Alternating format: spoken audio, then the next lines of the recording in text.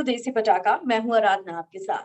सिद्धार्थ शुक्ला के जाने के बाद हर किसी की जुबान पर एक सवाल है कि शहनाज कमबैक कैसे करेगी, शहनाज का आने वाला भविष्य कैसा होगा। और शहनाज के भविष्य पर ही चर्चा करने के लिए मेरे साथ इस वक्त मौजूद है मेरे चैनल पर फेमस एस्ट्रोलॉजर और न्यूमरोलॉजिस्ट नवनिधि वाधवा। बहुत बहुत स्वागत है नवनिधि जी आपका। Thank you so much for having मी।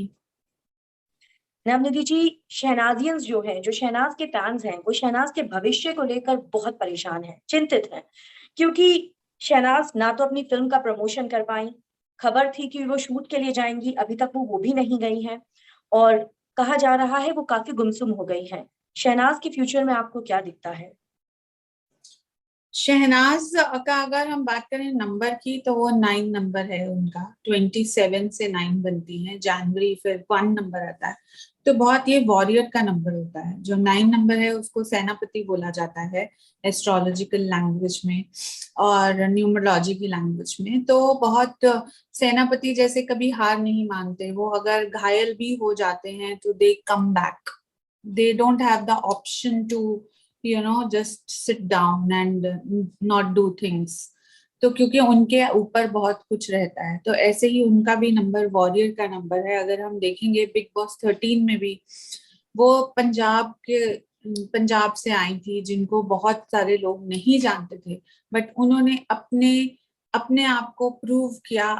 एकदम जैसे नो फिल्टर गर्ल बोल के, एकदम जो वो होती थी वो दिखाती थी।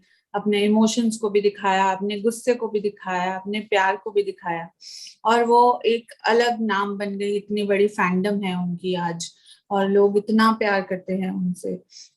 तो वो वापस वापस आएंगी, ठीक है। अभी सिचुएशंस ऐसी हैं जहाँ पे उन्होंने अपने बहुत ही क्लोज फ्रेंड, जो फ्रेंड भी थे, उनके गाइड भी थे, उनको उनको उन्होंने, जैसे वो बार बार बोलती थी कि इसने मुझे बहुत स्ट्रांग बनाया है, तो मैं कैसे छोड़ दूं इसको। और एक लड़की जो बार बार ये बोलती थी कि तू मेरा है, तू मेरा है, किसी और ने देखा तो मैं ये कर दूंगी। मतलब she was so possessive about him.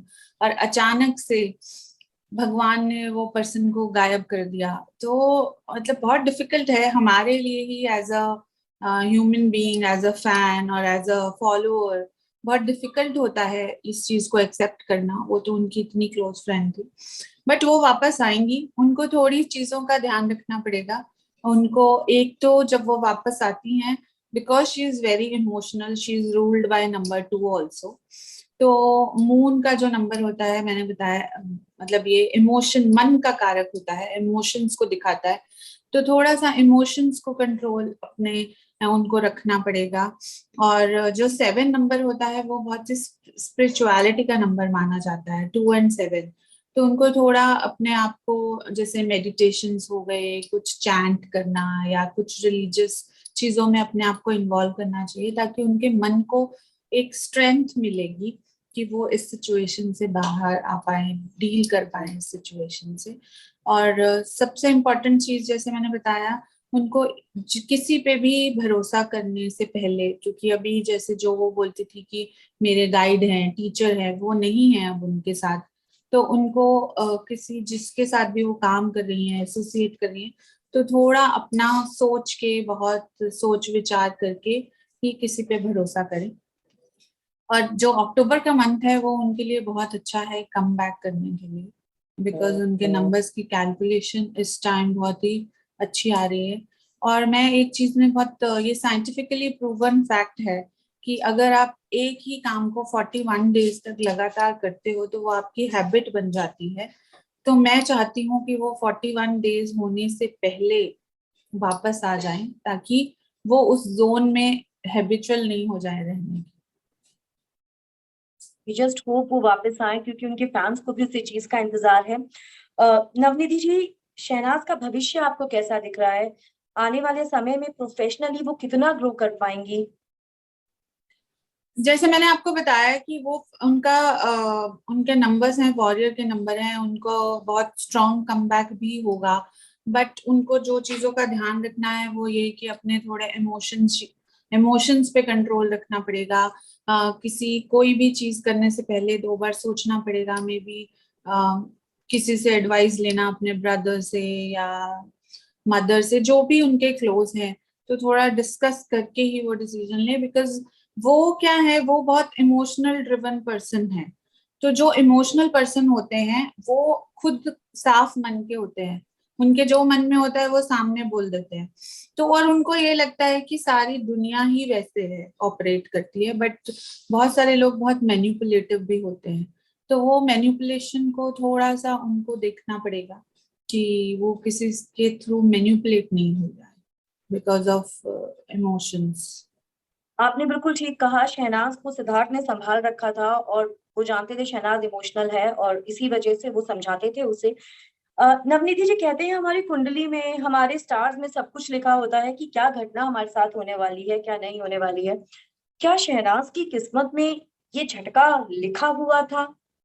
Siddharth का ऐसे जाना, इतनी कम उम्र में जाना उनकी कुंडली में था?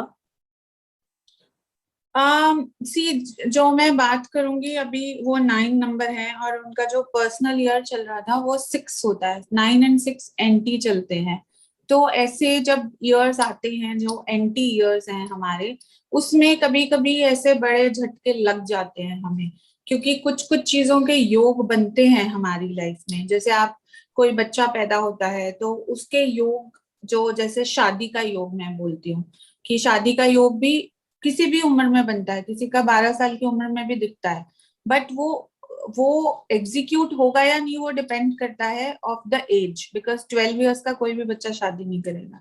तो ऐसे ही कुछ कुछ जब एंटी ईयर्स आते हैं लाइफ में, तो वो कुछ कुछ योग बनाते हैं कि कुछ हार्म हो सकता है, क्षति हो सकती है। तो अभी उनका 6 का एंटी ईयर चल रहा था, तो उस वजह ये भी एक रीजन है। मतलब मैं एक्चुअली, क्योंकि उनकी देखा जाए तो वो फ्रेंड्स थे but they were not married, तो वो इतना एक दूसरे के हॉरोस्कोप परफेक्ट नहीं करते हैं। चाहे आप इकट्ठे भी रहते हो या बहुत क्लोज फ्रेंड्स हो, टिल द टाइम अगर हम वैदिक उससे जाएं, तो हमारी जब तक शादी होने से ही हमारी किस्मत एक दूसरे से जुड़ती है, तो तब तक उतना इफेक्ट नहीं करता। बट हाँ, उनको ये इतना बड़ा झटका लगना, एक इतने इम्पोर्टेंट पर्सन का उनकी लाइफ से चले जाना, आ, वो जो झटका है वो एक बहुत बड़ा रीजन 9 और 6 का कॉम्बिनेशन है। थैंक यू नवनीति जी हमारे साथ इतनी सारी जानकारी शेयर करने के लिए। And we just hope Shehnaaz जल्द से जल्द कम बैक करे और ऊपर वाला उनको सच में हिम्मत दे और स्ट्रेंथ दे इस समय, और 41 दिन से पहले जो आपने बोला उससे पहले ही वो कम बैक करे। Thank you yes. For talking to us.